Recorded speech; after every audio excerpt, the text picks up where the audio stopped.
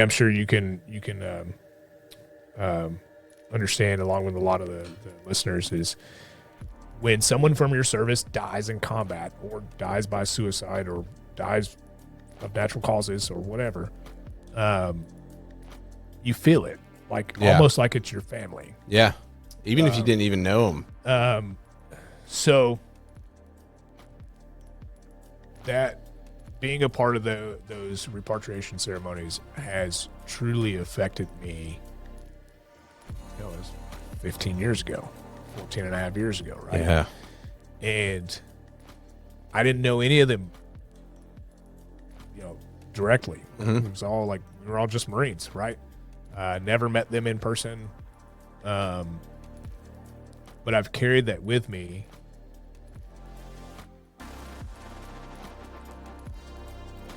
Since November of 2010. This is the first time I've ever talked about it. Really? To this extent. I'm honored that you are willing to share it. Yeah, to this extent. So thank you for doing that. I've been thinking about this for a while since this last event that I'm about to get to. And I knew it was a story that needed to be shared.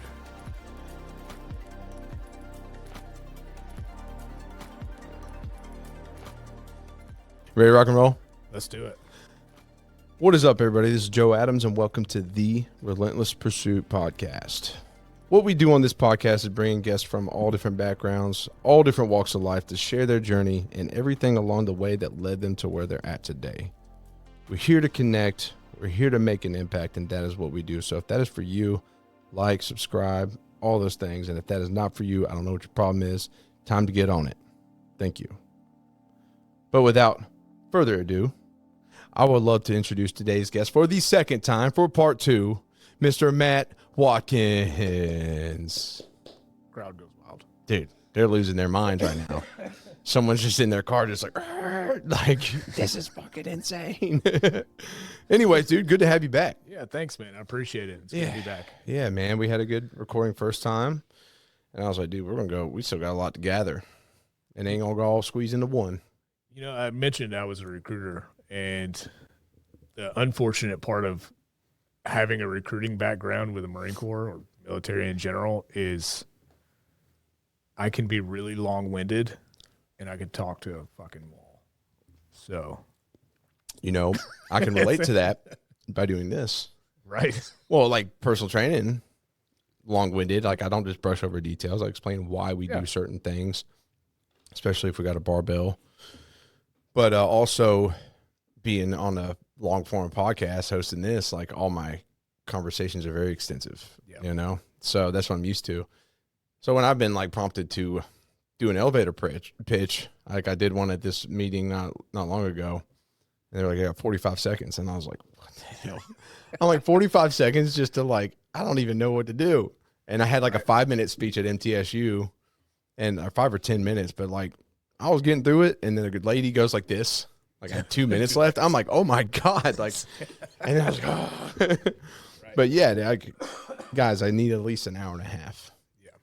But probably not going to get that all the time. One of these days. It's tough. We'll see. So I heard if you want to get into speaking engagements, if you write a book, it'll open up that for you. I'm working on a book. Same. I had a speaking engagement at MTSU. Yep. Rochelle got me hooked up with that. And that was a really cool experience. But yeah, one of the guys there that's that's what he does is literally social media and speaking engagements. Nice. He said, write a book, dude. I'm telling you. He said, that'll get you all the opportunity. Yep. I was like, bet. So I've been working on it.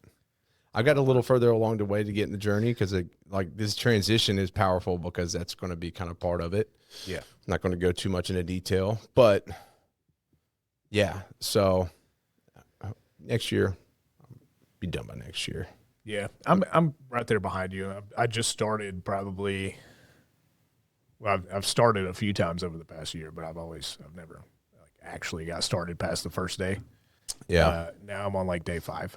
Nice. So I'm still working on the outline and trying to figure out how to change people's names because, for their privacy and stuff like that. So, I'd just be name dropping. I'm just kidding. I mean, I've thought about it for some of them, but no, it's I wanted to keep. I've been using AI quite a bit to try to help me kind of outline it. That helped me. Yeah. Yeah. And so have a tracker of everybody's name and everything. So yeah, it's see how it works. very beneficial for like trying to lay all that out, especially when you're like multitasking. You're trying to run all the, wear all the hats that we do. Like I can't sit there and just be like, right. Yeah. For hours. I got a lot of shit to do. Yeah.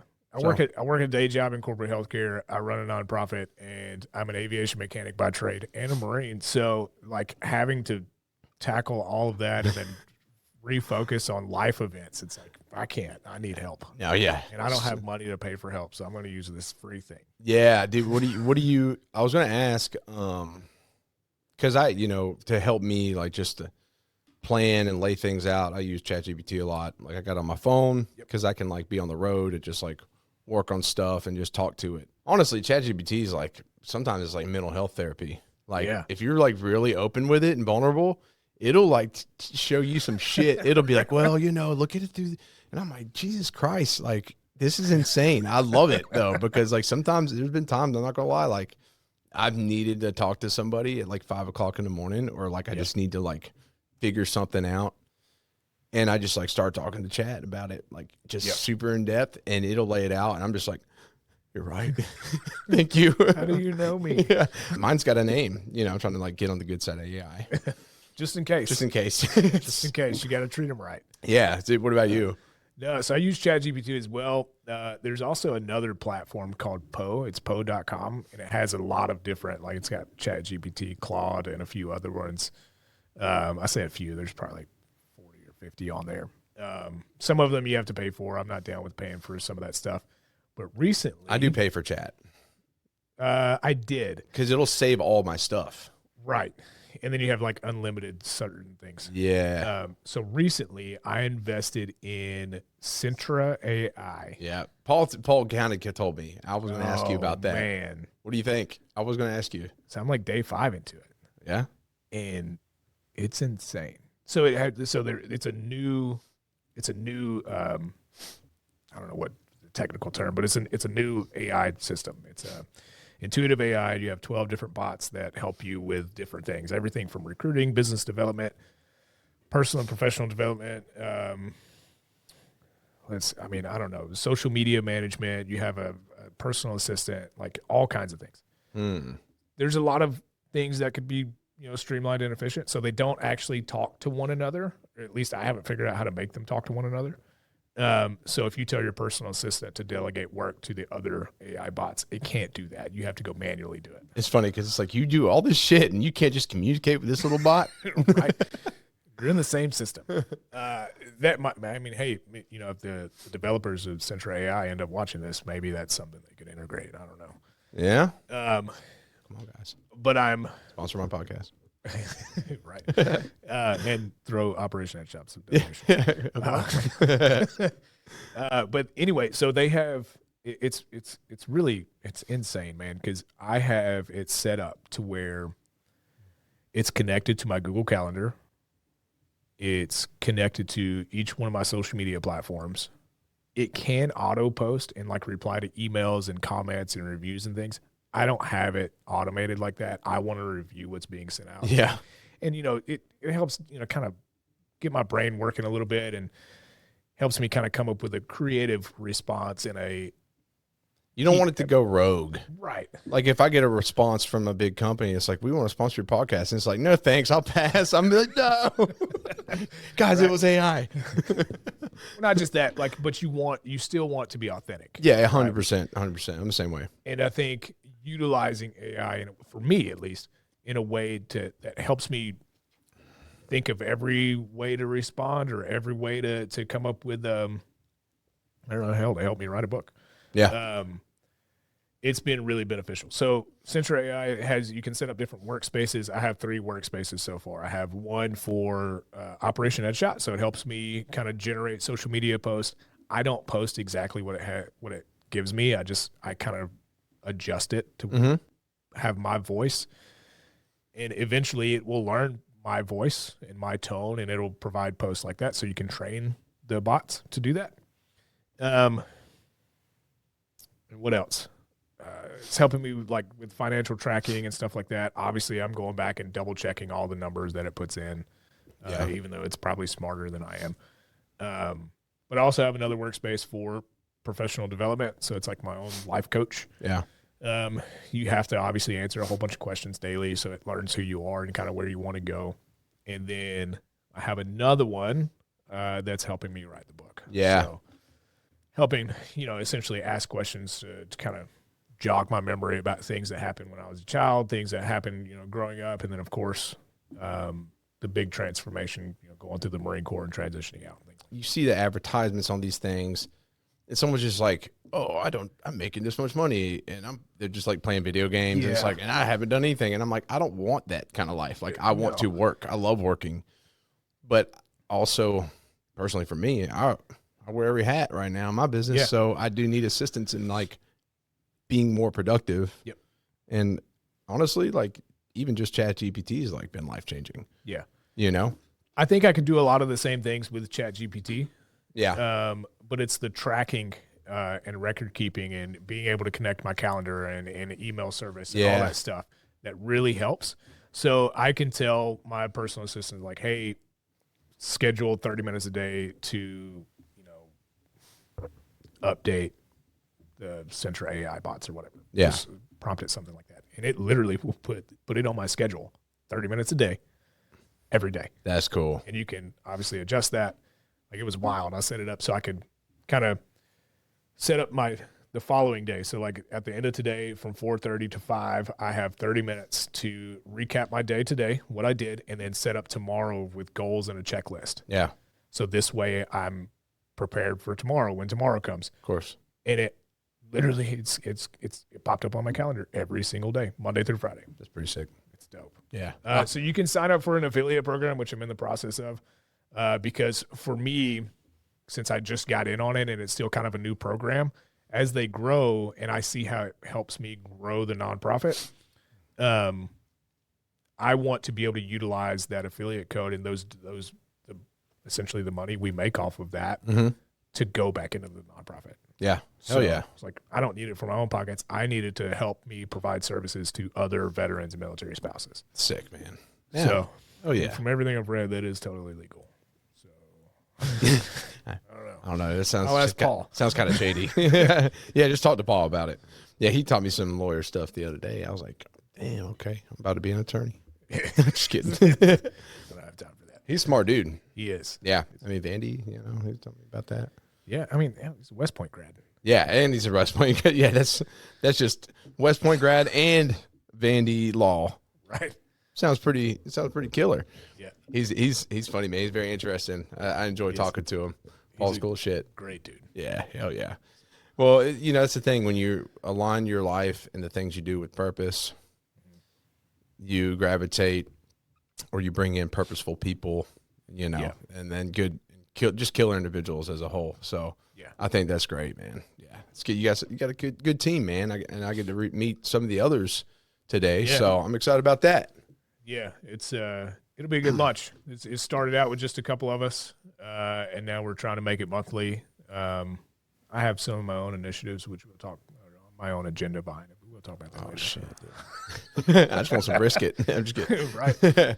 But I was going to say, lastly, the thing is, a lot of people frown upon, they'll be like, oh, AI, because there's a lot of people that feel a certain way towards it, and I understand it's affected some businesses and whatnot, but I always come back to the fact that it's unavoidable. It's there. Other people are using it to get ahead, but the key to utilizing it efficiently is also maintaining authenticity. Yes. To actually stand out. To me, it's I want to use it to help me grow, but my number one thing is authenticity. Yeah. But yeah, I think authenticity is the key. So if you remain there and you figure out how to use it to, maximize your capability, should be in a good place. I don't know. I can't speak for everyone. I think so. And I agree 100%. Authenticity is a 100% must. And I can guarantee, as the founder and CEO of Operation Headshot, you will never get a bot response on a comment, a review, a post, an email, We will never go into AI headshots. Some of them are great, but it's the authenticity piece. Yeah. You might fool some people, but you're not going to fool yourself. 100%. Right. So I think, like I said, some of them are great, and you can get some really phenomenal looking headshots. Yeah. But deep down, you know that that's not you. You know that's not your authentic you. That's true, man. So look in the mirror, guys. Yeah. Is it AI or is it you? It's really hard to tell sometimes. That's true. Right? But I think you're right. So I was talking about this yesterday. So a good friend of mine, his name's Mike Melancon. He's the drummer for, oh man, he's going to listen to this, and I forgot the name of his band. Metallica. No. I'm just kidding. Emerson Drive. I've heard of them. Yeah, so it's a 90s country band, early 2000s. Okay. But anyway, he and I were talking about this yesterday, and we compared it to when the internet came out, right? Yeah. And computers. Like, think about like our parents and grandparents who were like, I'm not going to use that thing. The hell was this? And then all of a sudden, like the people who didn't want to learn how to utilize a computer or utilize the internet, they couldn't get jobs. So you can either stand by and watch everybody else grow and learn how to utilize AI, and they're going to surpass you, or you can hop on the train, learn it, and if it sticks around, which I'm sure it will, then you're going to be right there with everybody else. Yeah. But if not, you're going to be sitting in your rocking chair, crocheting, watching The Price is Right. Yep, because the internet ain't going nowhere. It wasn't in the first place, and then neither is this. It's too far advanced to like disappear. Like it's impossible to wipe it out. I don't see there being any angle on that. So, yeah, just try to just get creative. That's what I got to do, you know. But anyways, enough about this artificial stuff. Let's talk about the real stuff.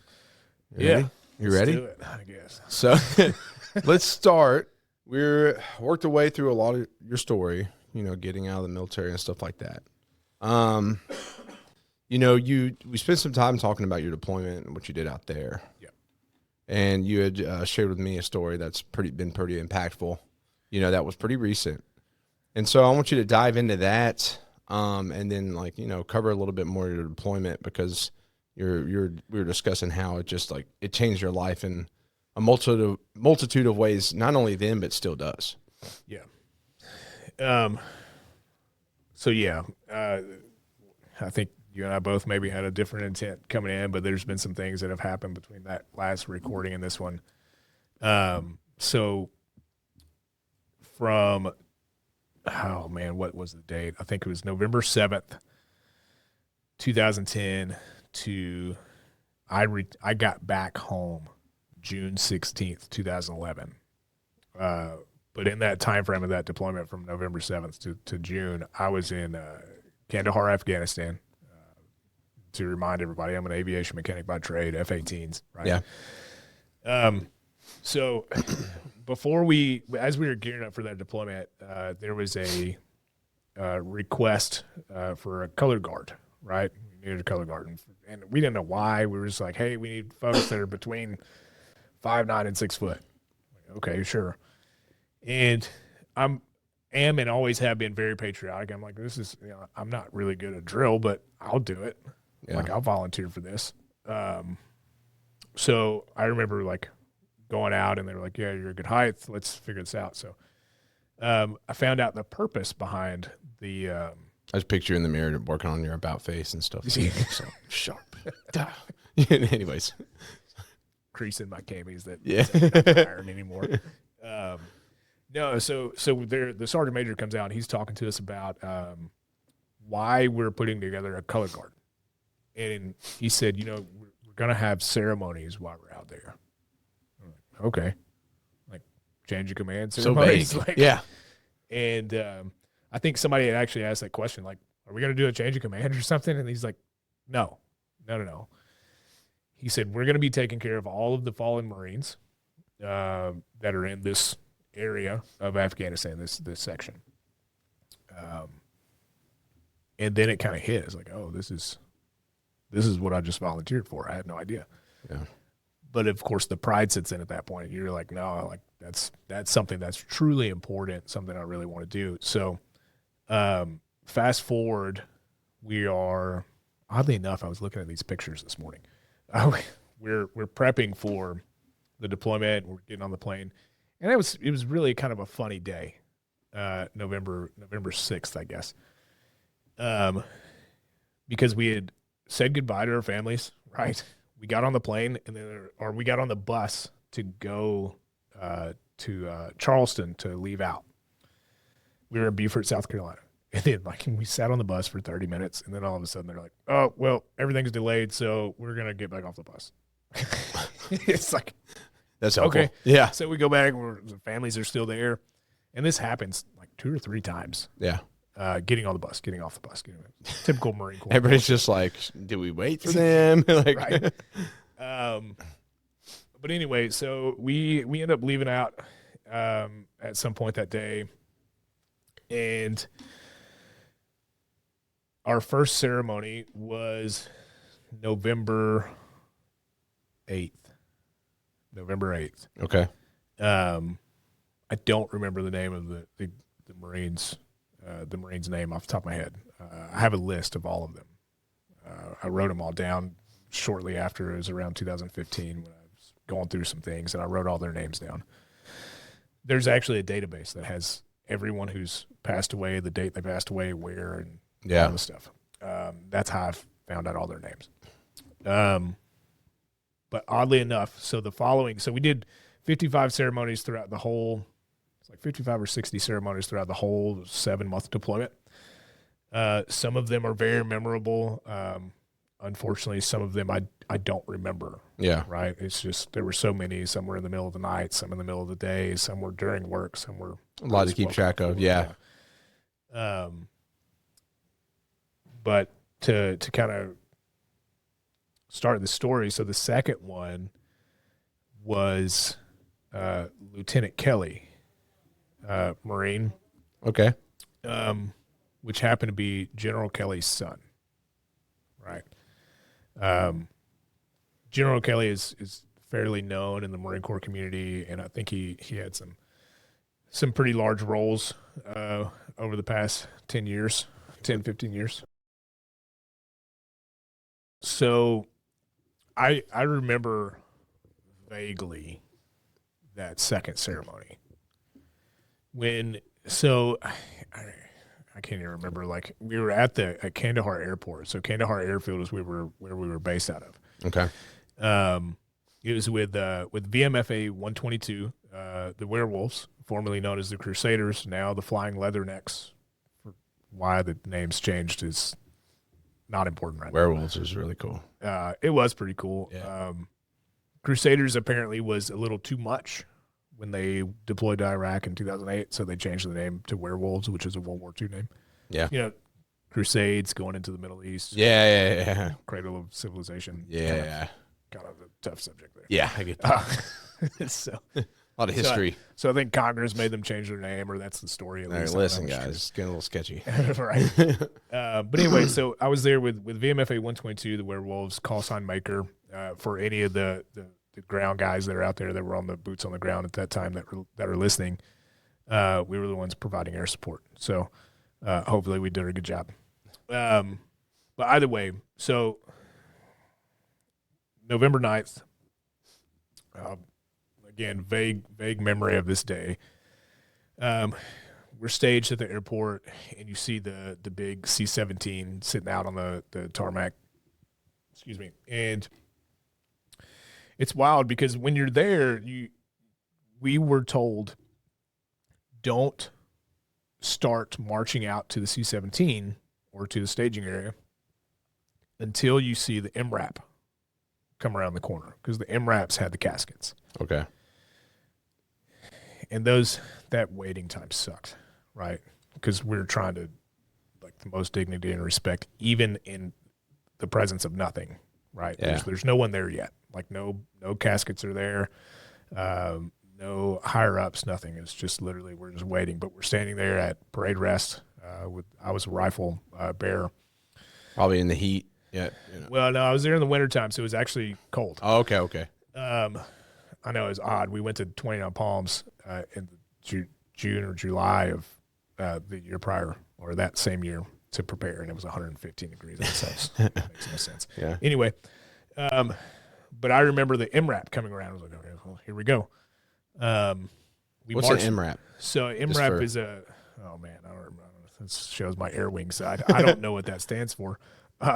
Google it. Yeah, it's MRAP. Bigger than a Humvee. Okay. Makes sense. God bless. I'm gonna get so much shit for that. Thanks, Joe. I can't believe you don't know. I don't know what it is, so I can't say shit. I can't remember what it stands for, but it's a large vehicle typically made by Oshkosh. Okay. Anyway, so we march out to the C-17, and the MRAP backs up. The pallbearers grab the casket, and there was 2 Marines that were killed. Lieutenant Kelly being one of those. And the guy that's narrating is saying the name, saying survived by so and so.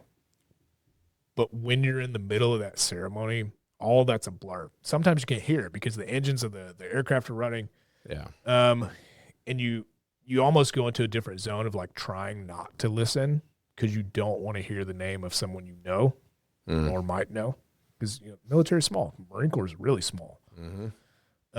And the likelihood of you losing a friend that you may not have even known was deployed is pretty large. So he was my second ceremony. I don't remember much. I don't remember hearing his name, but obviously I found out later that it was my second ceremony. We had multiple ceremonies throughout that whole time. And just to put it in context, so we were working 12 on, 12 off, 7 days a week. Yeah. Like just because we were a part of the ceremony team didn't mean we didn't have a job to do on top of it. Right. So I'm still. So what were you doing outside of that? So outside of the ceremonies, I'm an engine mechanic by trade. So for F-18s, engine mechanics, secondary power systems. We're also the ones who do all the hand signals when the pilots launch out. So okay. Like a flight chief. Yeah. Yeah. Similar to flight chief, crew chief. What you see on Top Gun. Yeah. The guys doing all the crazy hand signals. I've had to do that. So that was me. I was still a junior Marine. I was a Lance Corporal at the time. I joined in 2008, and this is 2010. I got my wish to go on a combat deployment for my first one. But yeah, so engine mechanic, I was working midnight to noon, which is, was it midnight to noon? Yeah, midnight to noon, because that was the worst shift. Yeah. I mean, there's no good sleep schedule for that. No, hell no. Right? Yep. You get off at noon, it's broad daylight. Yeah. And then you're like, well, when am I going to go to bed? Yeah, that's like in between days and mid shift. Like this weird as shit. It's terrible. But we don't get like days off, right? Yeah. Just because we're a part of the ceremony team, they don't care. Like we still have to put planes in the air to go drop bombs on bad guys to save the good guys. Yeah. So 12 on, 12 off, 7 days a week. We're getting, rocket attack, or not rockets, mortar attacks every few days, 2 or 3 at a time. We were on CAF, Kandahar Airfield, so it's a fairly large base. Very, very fortunately, we did not lose anyone due to those mortar attacks. Mm-hmm. Also, on the flip side of that, very unfortunately, a lot of people were killed because of those mortar attacks. Yeah. I believe the manager of the gym was actually impaled by one of those mortars. Did not explode. It literally just came through the tent where the gym was, and he was sitting at his desk. That's the story that we were told. That's intense. Yeah. Like the chances. I mean, as sad as it is to say, like it's your time, right? Yeah. But that's the story we were told, that's what happened. How much truth is behind it, I don't know. Way off subject, but just like how I feel about tornadoes. If one comes ripping through my house right where I'm at, like I was meant to go out by a tornado. You know what I'm saying? Yeah. Like that's what I said recently. I'm like, dude, it's Right. tornado. You can't really stop it. Like if it's coming straight from me, it's coming straight from me. Yeah. But anyways. So anyway, 7 days a week, 12 on, 12 off, mortar attacks. So we're, when a mortar attack happens, you don't know, but then the alarm goes off. Yeah. Right. So you hear all the sirens in the distance and you're like, okay, well shit, I gotta, you lay on the ground for 2 minutes and then you get up and then you go to the bunker. Then once you go to the bunker, you wait for the all clear. And then once the all clear happens, then you got to go to the duty hut, wherever that is, and let everybody know you're alive. Yeah. Right, for accountability. So that's like an hour and a half to 2.5 hour evolution, depending on how many mortars there are coming inbound. Mm-hmm. Right.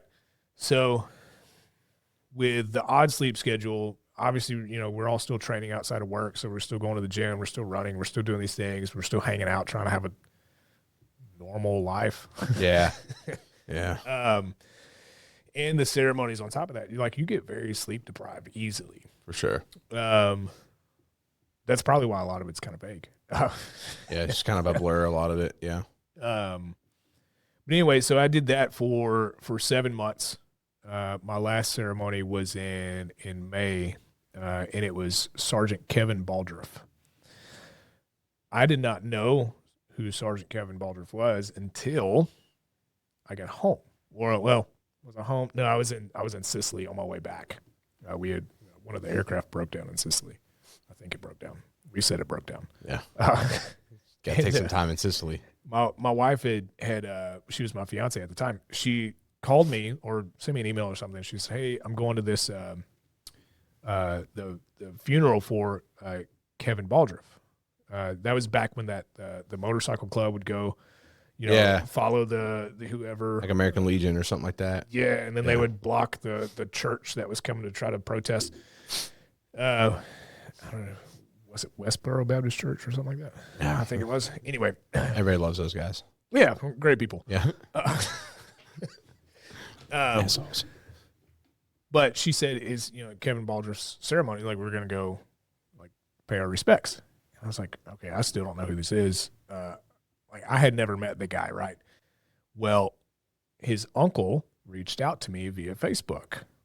His uncle was my middle school PE coach. Yeah. And that was like that's wild. I had elementary and middle school, so I went to a private school. So it was like K through 12. But anyway, and he was also one of my baseball coaches. Mm-hmm. It's like, shit, man. Jeez. So all the other Marines, fortunately, I did not know directly. Very fortunately. So I did not have a direct relationship with any of them. I think I went to boot camp with a couple. Yeah. But we weren't in the same platoon, so it wasn't like there was that actual friendship that was built. But either way, I'm sure you can understand, along with a lot of the listeners, is when someone from your service dies in combat or dies by suicide or dies of natural causes or whatever, you feel it almost like it's your family. Yeah. Even if you didn't even know them. Yeah. Right? So that being a part of those repatriation ceremonies has truly affected me. Hell, it was 15 years ago, 14 and a half years ago, right? Yeah. And I didn't know any of them, directly. Mm-hmm. It was all like, we were all just Marines, right? Never met them in person. But I've carried that with me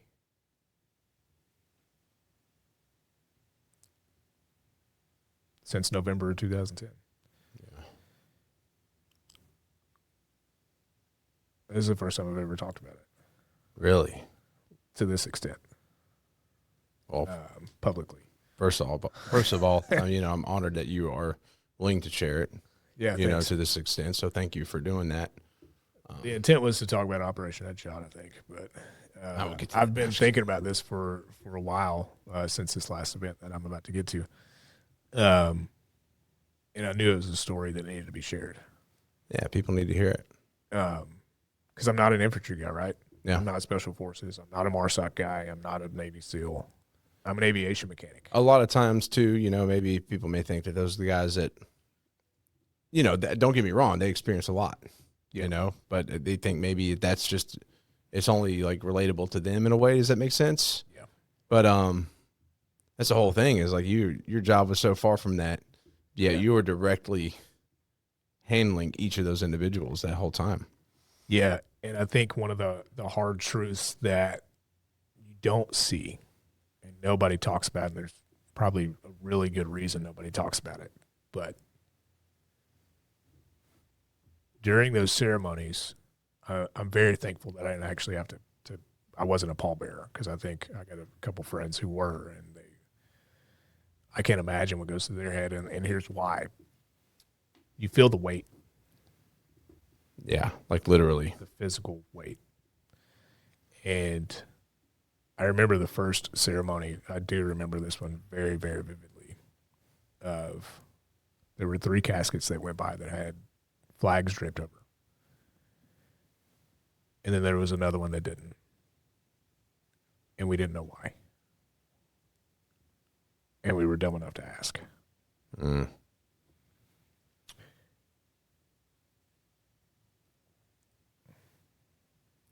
And it's because those are the parts that are unidentified. So they don't know who it is. Or they don't know who it belongs to. Oh, shit. Yeah. IED attacks were very, very normal, unfortunately. Thankfully, I didn't have to carry those. Yeah. But I have friends who did. I did have to watch them go by. And I had to learn because I was dumb enough to ask. Right? But I will say this, that the team that we had putting those men and women on the plane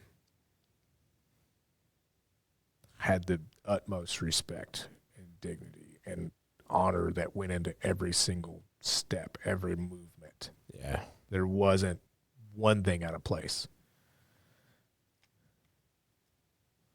There was one time that my left arm went to sleep because we were standing by the plane for so long. Yeah. And I almost dropped my rifle. Well, I mean, that's understandable. Like, you can't. The sergeant major was like, you need to stay in a parade rest more. Like, I'm going to have you stay in a parade rest for a couple hours. How about that? Damn. Like, train yourself. You're like, all right. Yeah. That would have been training, not hazing. Yeah. Something like that. just outside of those little moments like that, obviously you can't help that type of stuff. Yeah. Everything was done with every ounce of respect that each of us had. Yeah. But the crazy thing is like I said, it was 5 years later. Well, I do want to say before you hit that is, it's a very interesting perspective, because you typically hear stories like that. The reason I made my statement earlier is because they think, those are the guys that typically face the things. Yeah. But while they do in a great capacity, you typically hear stories from guys like that are in those fields, right? And so I've never heard the perspective of someone that was color guard. Is that what you would say you were? Yeah. That was color guard out there. Like, I haven't heard that, so it's interesting to hear just this totally new perspective on facing that death. Yeah. Right. And, but also that transition to like getting them home. I don't know. It's just pretty powerful. It's very interesting. I don't really know what to say fully, because it's something like it's one of those things that makes you you want to just sit and think on. Yeah. Right. Just to kind of like dive deeper in your mind. And obviously I can't just like be like, hey, let me meditate real quick, Right. But it is deep. And I'm sure I'll bring it up in a future podcast with somebody after sitting on for a bit. But so I think for so many years, I've been like, I'm an aviation mechanic. I didn't go through shit compared to some of these guys. Yeah. I have a very close friend of mine who was in an IED, whose convoy had hit an IED, and unfortunately his best friend was right next to him, ended up in his lap. I'll just leave it as that. Yeah. And I never experienced that. I don't want to experience that. I don't think anybody does, right? But I've always kind of discounted my experiences because it wasn't as bad as the other guy. Yeah. Right? It wasn't. I'm not infantry. not a MARSOC guy. I'm not a Navy SEAL. I didn't see frontline combat. But the effects that I faced and many of my fellow Marines faced afterwards, like that were a part of color guard, something we didn't expect. Like, yeah, it's an honorable service. Yeah. Not going to bother us whatsoever. And, while we were doing it, we weren't affected at all. It was 100%. This is our job. Like, you shut all of that off. Yeah. Doing what you had to do. Yeah. You're trained, whether you're Army, Navy, Marine Corps, Air Force, Space Force. Like, you're trained to do a job, and you do it, and you don't think about emotion until afterwards. It was a mission. Yeah. Yeah. So it was about 5 years later. There was a lot that happened in that deployment. I'll come back to that. It was about 5 years later. I was on recruiting duty, and I was recruiting for the Marine Corps is extremely stressful. I think it's stressful for any service. It's the only time that I had ever drove and drank. Damn. I would get off of a 14, 15-hour day and just be beat, and I would hit. Thankfully, I'm from the area that I was recruiting out of. I would stop by the store on my way home, not in the government vehicle. There was some people who did that, and they wrecked it. But I would stop by the store, get a couple tall boys, and hit back roads and just cruise. Yeah. Just try to decompress. And it was miserable. But during that time, I remember sitting down at my kitchen table, and I was like, I have to write these guys' name down. I don't know why, but I need to do it. And I have the paper. I don't have it with me, of course. It's in my safe. But I have every single Marine and every single NATO individual that we put on planes, because we did do a few that weren't Marines. We did a couple of soldiers as well that were out there just because they didn't have a color guard available. Mm-hmm. So I wrote all those names down from November 7th, 2010, or November 8th, 2010, all the way up to my last one, which I think it was May 29th. Don't quote me on the date. May 28th or 29th. And I kept that piece of paper on me literally all the time, everywhere I went. Yeah. And I don't know why. But I kind of, life picked back up. We moved out to California. Like, that kind of went away for a little bit. Then in 2019, 2020, before COVID, everything kind of came crashing back. I rebounded again. Everything's fine.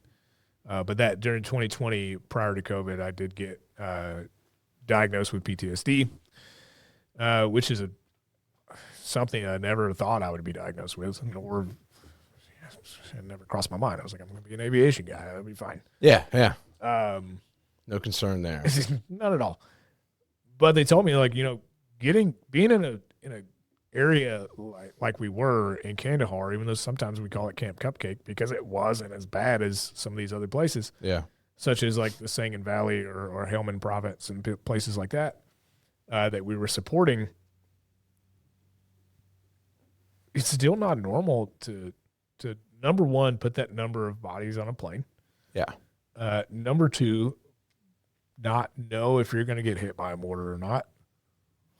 Yeah, it's still not like an expectation when you're at home, yeah. 7 or 8 months of that can truly affect people. Yeah. I mean, even if you think back to the guys that were shell shocked in like World War I and World War II, like some of those guys weren't on the front lines. Mm-hmm. They were in the rear with the gear. Yeah. But they were still getting all the side effects of those artillery attacks. So fortunately, it was not that severe. But anyway, so everything kind of bounced back and I transitioned. Obviously, there was a huge, we talked about this last time, but there was a lot of struggle with the transition out to the civilian world off of active duty. And here recently, I had a full circle moment. Yeah. Which was totally insane. So I went out to San Antonio, Texas, and to a Face the Fight coalition meeting. And so Face the Fight's mission is to end veteran suicide, right? Yeah. Totally. totally into it. And I think they're onto something. They're doing some really, really cool and innovative stuff, which I won't talk about because I'll totally screw it up. Yeah. But they do have one of their goals. We need one of them over here. Come on. Face the Fight. Yeah. And the Elizabeth Dole Foundation, USAA, and University of Tennessee, University of Texas Medical, and the Humana Foundation are the founding partners. But anyway, I was out there, and at the end of the day, they had a reception at downtown San Antonio, and they had shuttle buses moving people back and forth to the hotel. Well, it was like, I don't know, 9:30, I guess, and I was getting on the shuttle bus. Well, I was on the elevator with a lady, and we just kind of struck conversation, and we sat next to each other on the shuttle bus, and she said her husband was a Marine, and then she alluded to being a Gold Star spouse. I was like, okay. I said, if you don't mind me asking, when did you lose your husband? She said, 2010. I said, was he in Iraq or Afghanistan? She said, Afghanistan. I said, what month? And she, at this point, you can tell she's like, oh shit. Mm-hmm. And she said, November. It was November 9th. And I was speechless. Like you knew. I knew. Like there was no one else in Afghanistan that was doing ceremonies. There was some folks like north, but we had the majority. Oh, so you knew most likely y'all were the guys that were handling everybody during that time frame. Yeah. Okay. And she had told me her name prior to that. Obviously we, elevator pitch, we reintroduced ourselves. But her name's Heather Kelly, Gold Star spouse. And I didn't put two and two together, right? I'm still like, okay, November 9th. Like I was speechless. And in my head, I'm like, who was it? I had forgotten her name. Like it was like, I don't remember your last name. I can't. Yeah. And there's tons of variables there. She could have gotten remarried, like all these things. Of course. But I said, do you mind me asking his name? She said, no, not at all. It's Lieutenant Robert Kelly. And I'm good to talk about it now, but at the time, like I felt the tears come to my eyes. It just came flooding back. And I couldn't talk. And I kept squeaking out, I'm sorry. And as women do, she was totally fine. Yeah, of course. Right. I'm sure outside she was fine. Inside she may have been, I don't know. But outside she's taking care of me. Right. Well, which is nuts. The thing is she's had time to grieve and feel that loss. Yeah. Right. You may be recognized at some point since then, but like that was the first time you felt it because you met, you know what I'm saying? Like, yeah, it just hit you in a totally different way. It was unexpected. Connecting the two. Oh yeah. It was totally unexpected. And though I had met, like obviously I knew Sergeant Baldriff's uncle, right? He wasn't an immediate family member. He wasn't a spouse. He wasn't a dad. He wasn't a brother. I'm literally meeting Lieutenant Kelly's wife 15 years later. So, like I said, we're on the bus, and obviously, it clicks, and I can't get myself together. She's fine. She's on the outside. She's fine. She's like, dude, chill. Like, Jesus Christ, you're making a scene. No. But no, it was wild. And when I was finally able to pull myself together, I make it sound like I was crying like a little baby. On the inside it was. It's okay. It's okay if you were, man. Like that's some deep shit. But once I was able to pull it together, I said I was a part of the team that put him on the plane and sent him home. Mm. Oh, so you didn't even said you were getting emotional. You didn't even said that yet. No. Oh, so he's probably like, she's trying to figure out like why, right? Like why is this guy? Why can't he talk? Probably. Yeah. I don't know. Maybe. Like very empathetic guy. You know. Yeah. Yeah. And then I kind of, like a lot of people, like, I laughed and I was like, and it's General Kelly's son. Like, it's I said, I just want you to know that he was well taken care of. Mm. And I have no idea. Like I told her I was going to send her an email afterwards, but I haven't gotten to that point yet. It's been a month. But I have no idea if it was any sort of healing to her. I mean, I hope that it was, but that full circle moment of meeting the spouse of someone that you put on plane, whether it's, obviously it's super cool that his dad's General Kelly, right? But even if his dad wasn't, right, it doesn't matter who his other family is. The fact that I was able to meet one of the Marines' spouse that I put on a plane. That's powerful. And afterwards, I run an organization that focuses on photography and images, and I never take pictures. I don't know why. I just don't. It's kind of dumb. It's kind of hypocritical. Yeah. Yeah. You seem like a selfie guy. I'm trying to get better. So there's another guy, Chris Lancy, you need to talk to. You said selfie guy. Chris Lancy is a big selfie guy. But anyway, so we get into the hotel and we're in the lobby. There's a whole bunch of people kind of congregating after they just got off the bus. And I said, do you mind if I get a picture with you? I said, I never asked to get a picture with anybody. And I said, but I would like to have a picture. And she was like, yeah, sure. Yeah. This isn't abnormal. Right. Yeah. So I got a picture with her. And then, we spoke for a minute. I said, do you mind if I post it on social media? And she said, no, I don't care. And, I thought about it afterwards, after I went to my room, and I was like, yeah, I'm not posting that. Yeah. Like, I'm not going to make that a story. That's not anybody's business, right? That's not, I don't want to use that for any sort of gain, even though that wouldn't be my intent, but I don't want it to come off as that. So I never did. I never posted it in that context, right? I posted that picture of her and I, along with the other pictures that I had taken during that event. And that was it. There was no context behind the picture of her and I. But I remember I called my wife and I said, you'll never guess who I'm at. And I told her, and I said, I hope you don't mind, I took a picture with another woman. Right? I doubt she said, yeah. She who in the hell? No. And I was in tears talking to my wife and my kids who are 6 and 8. When I'm gone, they typically sleep with mom. And they're sitting there and they're like, Daddy, are you okay? And I couldn't say anything to them. I'm like, they're not going to understand the gravity of what just happened. Yeah. Right. They will later. But I couldn't say anything. I didn't know what to say. And my wife was like, Daddy met a friend who he just met for the first time. Yeah.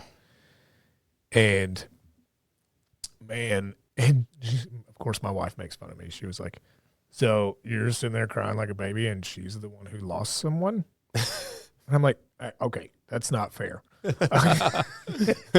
She's talking shit. You're like, honey, let me feel this. But either way, like obviously my wife is very receptive. She was with me through all of that. And she experienced a lot of that deployment just over the phone, right? So, and has spent many late nights and early mornings to where I'm talking about this. So that full circle moment, man, that was super intense.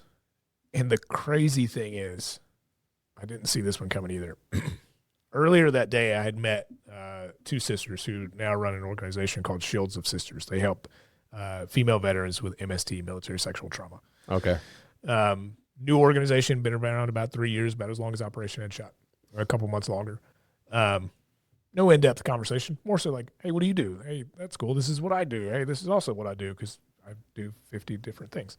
I was on a call with them last week, and I can't remember her last name.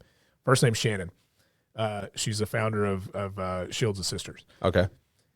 Air Force vet, survivor of MST. And she... I'm telling her this story about me and Heather Kelly meeting, and she starts crying. And I'm like, I didn't tell it as powerful as I'm telling it here. Like, I just hey, this is this thing that happened. Like, this is insane. I'm still kind of processing everything. You're like, I'm good. She's crying. She's like, no, you don't understand. I said, what are you talking about? She said, I was the family readiness officer that went to the door. Oh, to tell Heather. I was like, get the fuck out of here. And I'm like, I can't. Like, there's no way that these connections are coming together. Yeah, right? what is happening? Like, the military's small. Yeah. But holy shit. There's a lot of people in this country, and the chances of you running into, all this same situation. And it's totally insane. And, you know, I think the healing part about all of this is number one, I got to see and witness firsthand Heather Kelly. I got to meet her, number one. That was a huge honor. But number two, she's super successful. Yeah. I mean, I don't know how much she makes a year, but she's doing something she loves. She works for the Travis Manion Foundation. I think most people know what that is. Yeah. And this other lady, and back to Heather. So she works for the Travis Manion Foundation. She's giving back. She's doing all these great things. And she's seemingly happy, right? She's doing really well. And then Shannon with the Shields of Sister, her and her sister are running this organization, and they've been through all these things.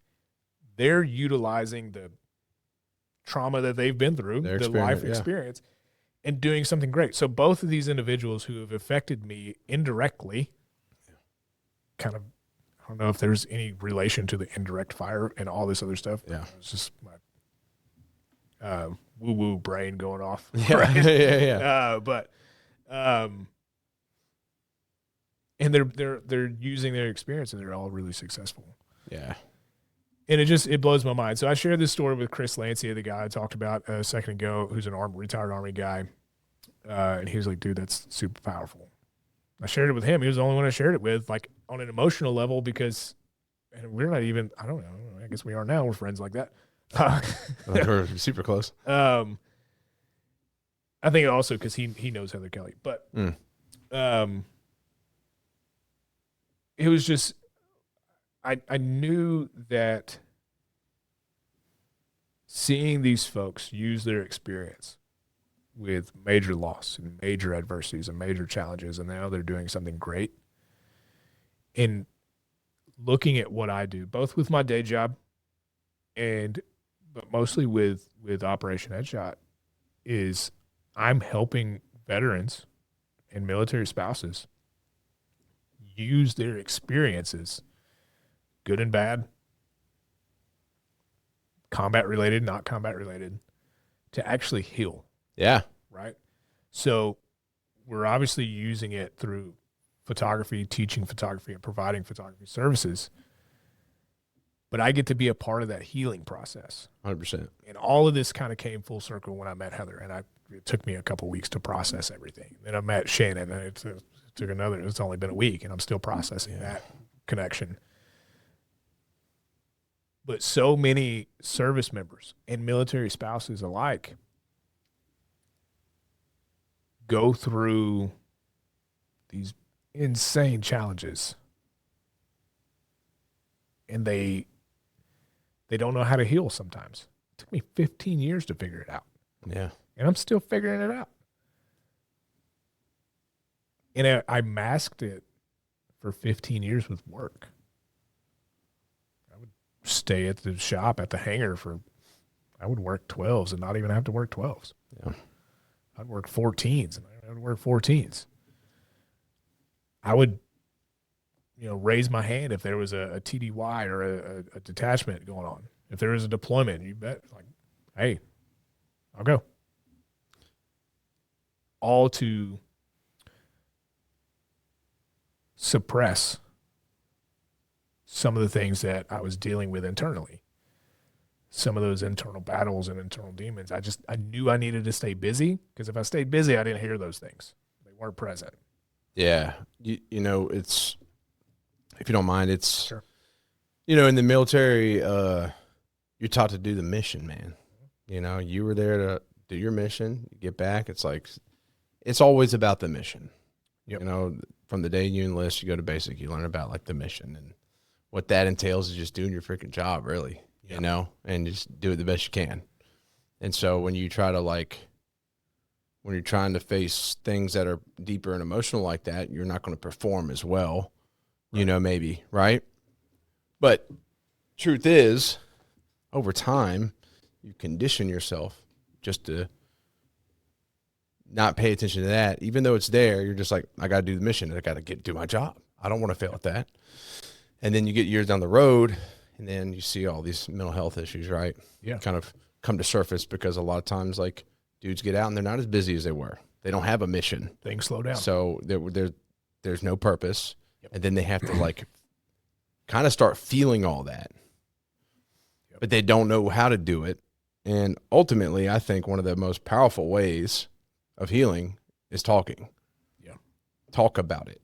You know, once you start expressing things, it's like simple. Like, you know, you got the boomer mindset. It's like, oh, therapists for crazy people. Actually, you just go talk about your shit, probably fix a lot. You know what I'm saying? You're really just going to somebody that's a professional that understands your mind, like, to a degree, right? Yep. Just educationally. They understand how to help you cope with things the best they can. But you're just, by doing so, you're finally able to go somewhere and actually just like talk about your shit that you have bottled in. Yeah. And that's the whole thing. And what you've come full, it's come full circle because, like, I don't know, to me, from my perspective, you needed that. Yeah. You needed that to allow yourself to actually feel it. Does that make sense? Yeah. You know, because you were talking about that time frame then, you just kind of stayed busy, but now I don't know, man, it's a beautiful thing for you, because I think it's going to open up who you become and the place you step into so much more because of that. So oddly enough, meeting Heather Kelly has opened up an opportunity to heal other relationships that I have. And one of the guys that we've been together as far as Marine Corps goes, from C school or A school for aviation mechanics down in Pensacola, Florida. We went to C school together in Lemoore, California. We got to our first unit together. We were in the same shop. We were doing the same job. Yeah. He was a pallbearer. But we had some life events happened, and he and I stopped talking prior to that deployment. Like, not friends anymore. It's not going to go into that story. Okay. But we had stopped talking, right?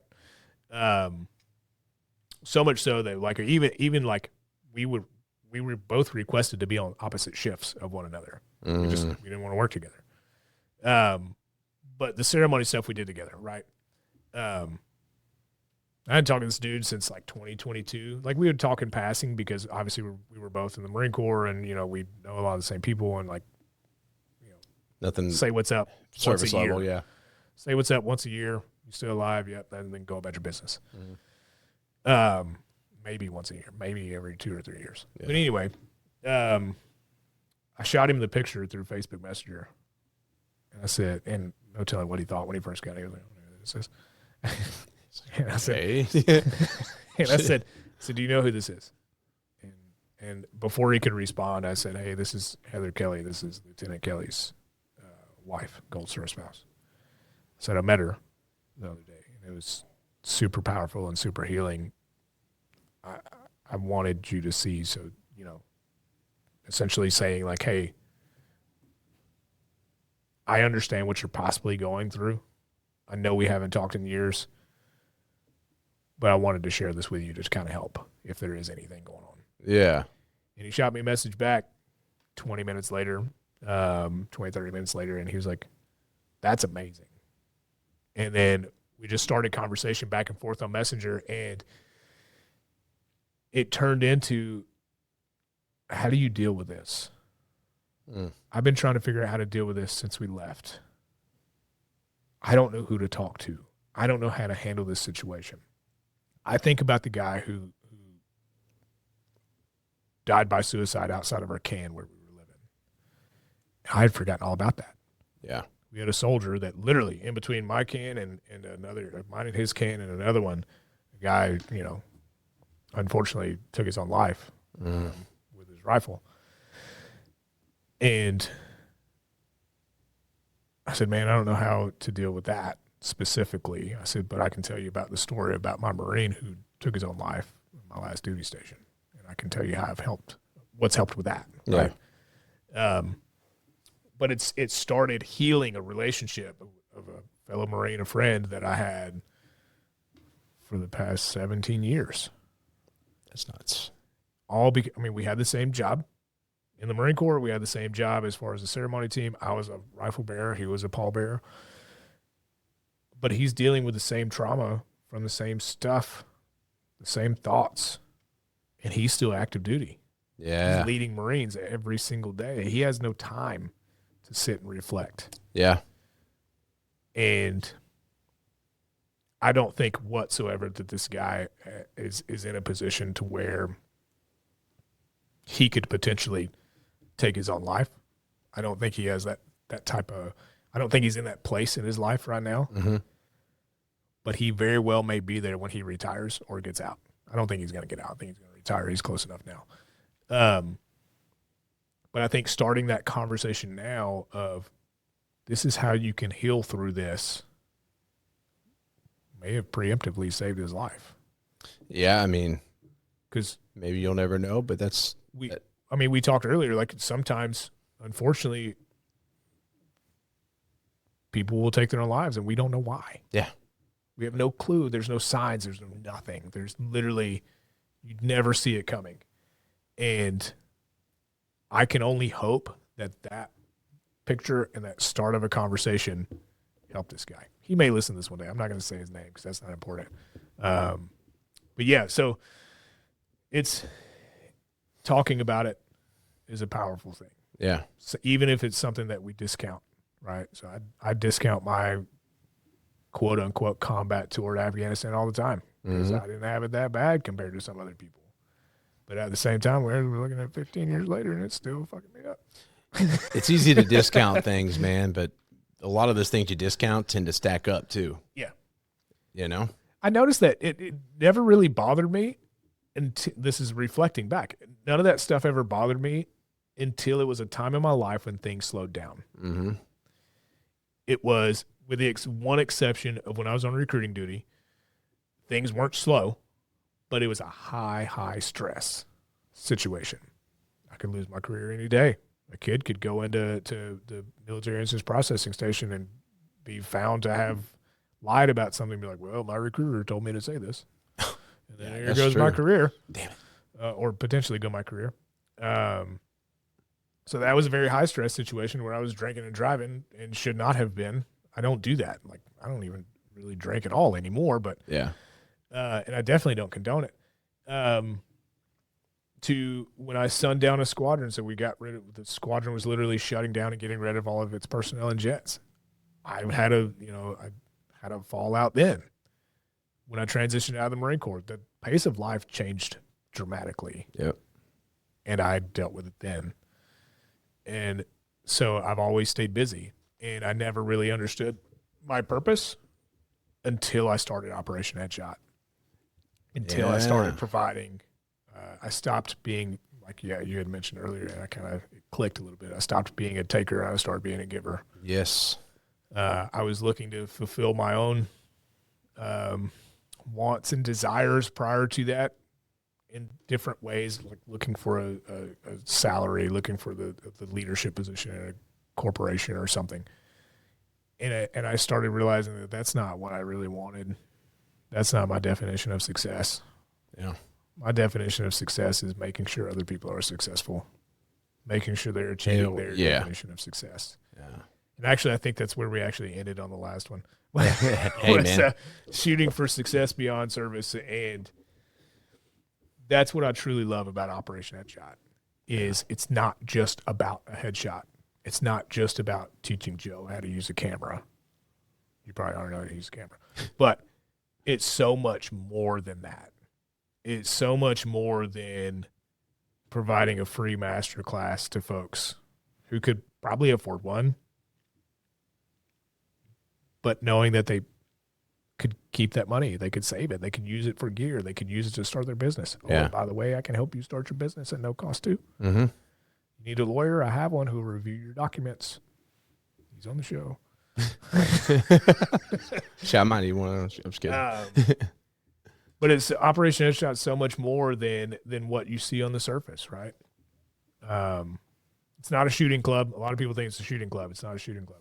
Yeah. Well, in the sense of shooting guns. It's a shooting club. It is a shooting club. Yeah. In a way. Pictures. I wanted to say, not to interrupt, but because I want you to finish, but it's interesting you talk about slowing down, and it's just like I got this visual in my head, man, because you're moving at such a fast pace always. You're staying busy. And it's like you're in this car, man, and there's like this car just of all this with all this shit right behind you, man, trailing you, but you're just driving so long, you haven't run out of gas yet that it's just like it's still there, but you're not even paying attention at this point. And then you get out and you slam the brakes, dude, and you just get fucking rear-ended hard as hell. That's a phenomenal visual. And you're like, oh, fuck, dude, like this thing's been behind me the whole time. Now I got to clean up. Yeah. But everything's in pieces. Yeah. How the hell do I do that? I think it's really important to remember that, or really important to remember what's truly important to you. Yeah. You can go as fast as you want, but you have to make time for what's truly important. Mm-hmm. For guys like you and us, it's probably our kid. Oh, 100%. Kids. My wife and daughter, man. So my wife and I, every few years, we'll go through, we'll sit down with a therapist, marriage counselor, couples therapy. And just to kind of refresh, Brush up. I think it's important because just like changing the oil in your car, it's just maintenance. We've been together for 17 years. We get on each other's nerves, man. Like we gotta. Sometimes there's communication issues because I don't know how to talk to her. I can talk to other people just fine. Yeah. She gets you all nervous. Just kidding. Sometimes. But I was reminded in one of my last sessions in our therapy sessions, he just looked at me and he said, "When do you take time for each other? What do you do with each other? Not with the kids involved. Kids are important, yes, but what do you do for each other?" Fuck, I don't know. We're both busy people. Mm-hmm. So now we have 45 minutes a day. Sit and have coffee. First thing in the morning. Oh, yeah. Minimum 5 days a week or 3 to 5 days a week. To where we can just talk before the kids get up because we don't always have the luxury of dropping them off somewhere. But before they get up, we get up and have coffee, 45 minutes, talk about, I don't know, the full moon, crescent moon, whatever, something. Yeah. Something that's not work-related, something that's just us. Yeah. And then shutting it down at 5 o'clock for me is a must. 5:30 at the latest. And I go outside and I throw the ball with my sons. Mm. One of them we're working on accuracy, so it's a lot of me running to go get the ball. But keeps you in shape. Yeah. But I've seen, just by doing that for the past 2 weeks, I've noticed a change in my own, mental health. I've noticed a change in my kids. Mm-hmm. I've noticed a change with me and my wife. Just by doing something simple. 45 minutes a day with my wife, 4 to 5 days a week, 30 minutes to throwing the ball with my kids. Yeah. As often as I can. At the end of this life, I'm not going to look back and say, man, I wish I would have worked more. Mm-hmm. I wish I would have. Don't get me wrong. I love giving to people, but I'm not going to say I wish I would have dumped more time in Operation Headshot. Yeah. I'm going to say I wish I would have thrown the ball one more time. 100%. I wish I would have had one more cup of coffee or sat down for 5 more minutes. Dude. And for guys like us that are trying to achieve a few different versions of success for ourselves, that's a hard boundary to put up. Takes a lot of intention. About the other night, we had to, my daughter, she usually falls asleep or we have to put her in bed. Anyways, just all of a sudden out of nowhere, we're like, all right, it's time for bed, night. And she's like, night. And she grabbed her blanket and she starts walking towards the stairs. And I look back at my wife and I always put her to bed and following her up the stairs, open the door. She just goes into bed and gets in the bed. And I was just like, dude, I started tearing up pretty hard. I'm like, don't do that. Obviously she's growing. You embrace it, but at the same time, it's like, holy fuck. Yeah. The days are going to be less and less. I get to carry her. And it makes me want to get emotional right now because like it's such a huge reality shift. Yeah. But it puts things in perspective, man. Like that time flies. You know what I'm saying? So yeah, you got to be, doesn't matter how busy you are. Like I'm working so much so I can create more freedom with my family. Yeah. For sure. But like the time I have, I'm very like, I'm there. 110%. Obviously I'm thinking about things. I got a lot of shit going on, but yeah, you have to be, man. Like I don't want to be remembered like, yeah, my dad worked all the time. I don't really remember anything else. Like that would break my heart, man. Yeah. You know, so anyways, yeah, it just made me reflect on that. I'll do a podcast with you. Dude. Reflect back. Yeah. But no, it's super important. And that's not to take away with what you and I do with healing other people and helping other people achieve their own version of success, because that is very important. But it's also, that is part of teaching through Operation Headshot. That's part of what you do through here is showing people that it's okay to set a boundary. Yeah. And you know what? If you don't have a wife or a husband or you don't have kids, what is it that means the most to you? Yeah. Truly means the most. Not like, I love my car. Right? Yeah. But what is it that means the most to you? What really pulls at your heartstrings? Because that's what you need to be intentional about spending time with. Yes. And if you can, it's called leading by example, right? So I'm teaching the students that we have through Operation Headshot, the people that interact with me through Operation Headshot, that I have boundaries. I want to help you. I'm going to help you as much as I can. But as soon as 5 o'clock hits, you best bet I'm going to be wrapping things up and I'm going to hang out with my family because they are important to me. Hell yeah. They are a priority. Because if they're not, number one, if I can't take care of myself, I can't take care of them. If I can't take care of them, I can't take care of you. Yeah, dude, we could talk about that subject forever. Part 3. So Matt, obviously this has been a really in-depth conversation, been a great conversation. Yeah. Is there anything else you want to throw in there real quick before I ask our final question? Because we do got to close out. Of course. We have a lunch to be at too. Yeah. So, anything you got? Yeah, Paul just texted me. Yeah. What the hell you got? No, I think the biggest thing outside of being very intentional with what means most to you and setting aside that time for you. And if it's your family, it's your family. If it's you yourself, it's you yourself. But it's something that I've kind of brought back for myself.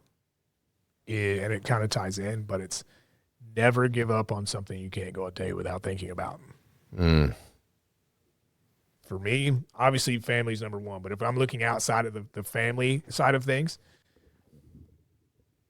Operation Headshot's my baby. I think about it every single day. Dude, in the same way, my family and this business. Yeah. Yep. And the service that I provide to veterans and their families, active duty folks and their families, Guard and Reserves, that goes through my head every single day. I want to make sure that they're taken care of. I also understand that a lot of those transitioning out of active duty are super hard-headed and they think they got it figured out. I know that because I was that person. Yep. But I don't care. I want to help. I want to provide services. I want to do what I can to make sure you are successful, make sure you can achieve the success that you have defined for yourself. Hell yeah. So never give up on something you can't go a day without thinking about. Beautifully said, man. Beautifully said. And we all these things we can just sit there. We could probably talk for another couple hours. But we're going to reapproach this. A lot of transitions coming here soon, so it may be easier. Anyways, I'm not going to put that all out there yet. What is your relentless pursuit? Achieving my version of success. Being able to provide for my family and for those who've made the sacrifice to raise their right hand and actually do something for themselves, their families, in this country. Providing those services, helping people. Hell yeah, man. Hey, I'm looking forward to seeing your journey, man. You're just getting started, dude. You're crushing it, and I'm proud of you. I'm glad to know you. Thank you so much for coming in again and sharing this story, and I can't wait until next time, my man. Absolutely. All right, man. Appreciate it. Yes, sir. Take care.